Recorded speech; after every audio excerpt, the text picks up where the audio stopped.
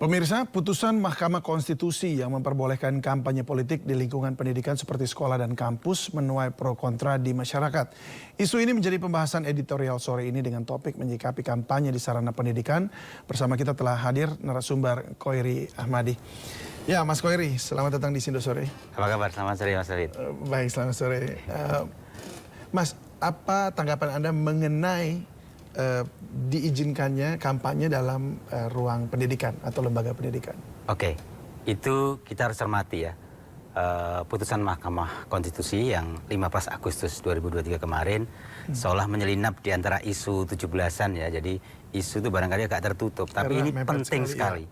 Tapi kita harus mencermati secara detail karena ini dampaknya bisa besar. Kenapa? Karena dari era Orde Baru, sejak era Orde Baru, bahkan di era reformasi, baru kali ini sekolah itu benar-benar dengan putusan hukum yang kalau MK itu kan keputusan terakhir lembaga peradilan hukum. Jadi mau nggak mau kita harus menghormati, bisa melaksanakan dengan putusan yang nomor 65 tahun 2023 ya, tanggal 15 Agustus yang mengabulkan di mana Undang-Undang nomor 7 2017 itu soal pemilu pasal 280 ayat 1 ya huruf H. Tetapi memang MK memberikan kebebasan lembaga pendidikan. Di situ memang disebutkan apakah SLTP, SLTA, cuma lembaga pendidikan, termasuk kampus untuk proses politik gitu ya. Apakah itu yang namanya sekarang kan istilahnya kampanye atau apa. Itu banyak menjadikan pro kontra, kekhawatiran banyak orang. Selama ini sudah harus netral, karena namanya kampus, namanya sekolah itu kan untuk pelajaran, untuk belajar. Orang belajar itu, tetapi juga ada yang memberi masukan, loh politik kan juga bagian dari pelajaran. Betul. Selama ini anak-anak SLTP, SLTA misalnya, belajar politik dari mana? Dari orang tuanya atau dari lingkungannya. Jadi memang ini ada sisi positif dan sisi negatifnya. Sisi positif kalau memang ada pengawasan yang ketat. Dan ini ada syaratnya, MK itu putusannya ada syaratnya. Antara lain satu adalah tidak boleh dengan atribut. Nah, tapi batasan itu apakah itu cukup? Sebab kita tahu kan, orang kita itu senang sekali mencari celah dan itu mudah sekali mencari celah dan kemudian tentu ada saja nanti yang dimanfaatkan. Itulah yang banyak dikhawatirkan banyak orang ya. Selain dia tidak boleh beratribut dengan atribut kampanye, yang paling menentukan adalah boleh tidaknya izin dari penanggung jawab sekolah itu, katakan kepala sekolahnya atau yayasan gitu ya. Nah ini menjadi penting ya, kalau kepala sekolah atau pihak yang punya lembaga pendidikan nggak boleh, selesai. Tapi jika yang satu boleh yang lain nggak boleh, nah itu bagaimana? Ini menjadi kontroversial ya. Makanya harusnya MK itu melengkapi dengan semacam mendorong untuk adanya juklak dan juknis yang harus dilakukan oleh departemen terkait. Maksudnya begini, kalau misalnya sekolah-sekolah agama, mungkin madrasah aliyah, madrasah sanawiyah itu oleh Kementerian Agama. Juknisnya kayak apa, petunjuk teknisnya kayak apa, petunjuk pelaksanaannya harus jelas. Karena apa? Untuk kalau Mendiknas dengan SLTP, SLTA negeri dan swasta misalnya ya. Nah, jumlahnya kan besar, banyak maksudnya di Indonesia. SLTP aja kurang lebih ada berapa? 71.000, bayangkan. Belum SLTA negeri maupun swasta itu ada kurang lebih 39 sampai 40.000 ya, seluruh Indonesia. Belum lagi nanti kampus negeri ada sekitar 184, belum yang kampus swasta 3.820-an. Itu kalau masing-masing menginterpretasikan sendiri-sendiri setiap lembaga pendidikannya bisa kacau. Jadi harus jelas juknis, petunjuk teknis, petunjuk pelaksanaannya. Yang sejauh ini belum ada? Belum, karena putusannya kan baru 15 Agustus, kita baru berapa hari ini kan, baru seminggu 2 minggu ya. Sehingga apa, petunjuk teknis dan petunjuk pelaksana akan menjadi pegangan para pengelola lembaga pendidikan bagaimana dia harus melaksanakan apa yang menjadi putusan MK yang mengabulkan pasal 280 ayat 1 huruf H ini yang di Undang-Undang nomor 7 2017. Ini sangat penting. Ya, sebab begini Mas, kalau kita lihat kan ini juga di dalam kampus tuh banyak sekali mahasiswa misalnya di kampus ya. Dan itu pasti tentu memiliki preferensi atau arah politik masing-masing yang berbeda-beda.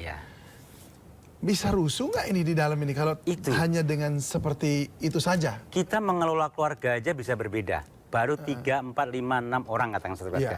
Ini pemilih yang saya kira kan dengan adanya sekolah, lembaga pendidikan SLTP, SLTA maupun universitas, ini kan yang diminta sebagai sasaran pendidikan adalah kurang lebih ada pemilih pemula itu kalau penelitian 2002 terakhir itu 5,6 juta pemilih pemula. Itu sekitar 3,1% dari 3,1% dari 190 juta pemilih kita nanti 2024. Itu kan cukup besar. Jadi mau nggak mau ini menjadi gawean besar departemen terkait untuk membuat aturan yang ketat. Karena apa? Diatur, punya aturan yang ketat, punya aturan yang bagus. Anak-anak kan nggak gampang diatur kalau di sekolah itu. Nah, pulang aja tawuran. Apalagi nanti ada tadi ya preferensi yang pilihan yang berbeda ya. Bisa jadi ngeblok sana, ngeblok sini. Akhirnya sekolah jadi tugas utama mereka belajar bisa terganggu. Jadi sasaran empuk, apalagi orang-orang yang punya kepentingan tertentu ya untuk membuat pelajar itu gampang kan untuk digesek, diarahkan. Tetapi memang ada positifnya Mas. Yang saya tadi bilang, selama ini memang pelajar itu menerima pendidikan politik itu dari lingkungan atau dari keluarga. Nah, kalau di sekolah makanya juklis, juknis, dan juklak itulah yang penting. Seperti apa pendidikan politik yang bagus, benar, dan available dilakukan di sekolah masing-masing. Sehingga garis untuk pendidikan politik di sekolah itu bisa jelas batas-batasnya. Karena apa? Selama ini sebenarnya teman-teman di sekolah, SLTP maupun SLTI kan dia sudah biasa dengan perbedaan, sudah biasa dengan melakukan hak-hak berdemokrasi. OSIS gitu ya. OSIS itu kan gitu ya. Mereka kan ada kampanye dalam tanda petik di sekolah masing-masing. Calon ketua OSIS 1, ketua OSIS 2, mungkin sesi rohani agama, Islam, Kristen, Katolik. Kan mereka sudah punya program ini. Tapi mereka sudah latihan. Tapi ingat loh, ini beda nih. Iya, makanya itu kan hanya satu sekolahan ya. Iya, ini saya nggak tahu kalau di keluarga Mas Koiri ya. Iya. Ada tapi yang suaminya partai apa, istrinya partai apa. Itulah. Yang ada ujungnya malah pisah atau bahkan nggak mau ngomong, berantem. Bahkan sampai sekarang itu masih ada aja yang begitu-begitu. Ya, gitu. jadi kalau boleh saya sampaikan, ayo kita sambut putusan MK ini dengan sisi yang positif. Pendidikan politik penting. Pertanyaannya sudah siap belum itu? Nah itu kita dorong departemen terkait, apakah Kementerian Dignas, Pendidikan Nasional, Mas Menteri, ataupun Kementerian Pendidikan Agama yang punya lembaga sekolah-sekolah agama untuk sungguh-sungguh. Karena ini kan tinggal berapa bulan Mas? Itu kan memang putusannya kan Agustus, September, Oktober, sampai Januari, Februari tinggal berapa bulan. Sementara kampanye itu kan kita nggak membayangkan ya. Nanti ada sekolah satu yang kepala sekolahnya agak cenderung ke warna tertentu misalnya. Nanti ada sekolah tim yang lain nggak sepakat. Loh, kamu kemarin boleh, sekarang kok saya nggak boleh. Itu sudah masalah lagi nanti. Itu baru soal yang capres ya, pencapresan. Belum yang pencalegan kan. Makanya apa itu coba? Jadi memang masih perlu catatan yang panjang bagaimana melakukan dan menjalankan ini pun kalau available dilaksanakan di sekolah dalam waktu dekat. Mungkin ini untuk kalau 5 tahun mendatang bagus, jadi akan dibuat matang, dibuat rapat kerja tertentu sehingga nanti 5 tahun ke depan itu sudah jelas. Oh SLTP batasannya, SLTA batasnya ini, universitas batasnya ini. Sekarang kan sudah banyak nyambut nih. Belum misalnya universitas sudah memanggil hampir semua capres untuk debat misalnya. Ya boleh-boleh aja kan debat itu menambah dan melakukan apa ya? Menambah wawasan intelektual bagi siapapun yang ngikutin ya. Tetapi kalau itu ada aturannya, itu jelas. Mana do and done-nya sehingga arah yang dimaksud dengan perubahan Undang-Undang Nomor 7 2017 di pasal 280 ayat 1 huruf H ini bisa terlaksana dengan baik dari putusan MK. Lebih bagus mana? Debat capres itu boleh dibawa dalam kampus atau memang seperti kampanye tadi, misalnya hanya siapa gantian nanti datang, kapan lagi gantian, siapa lagi yang datang gitu. Berganti-gantian.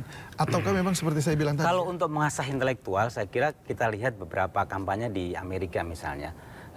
Presiden terakhir, itu juga mereka kampanye di kampus. Bahkan rektornya pun jadi moderator. Dua capres yang terakhir di Amerika.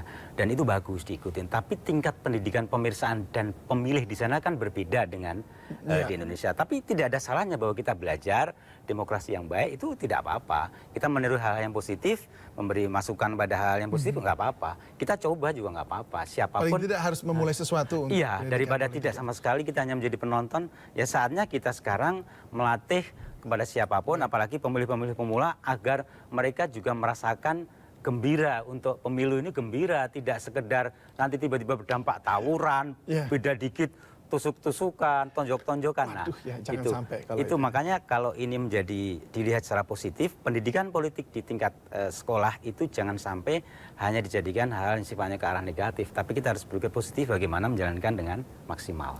Baik, kita harapkan semuanya yang terbaik begitu ya, artinya tidak ada kerusuhan di sana. Oke, tapi itu harapannya. ya, juklaknya harus ada, juknisnya juga harus ada jelas. Terima kasih Mas Gori.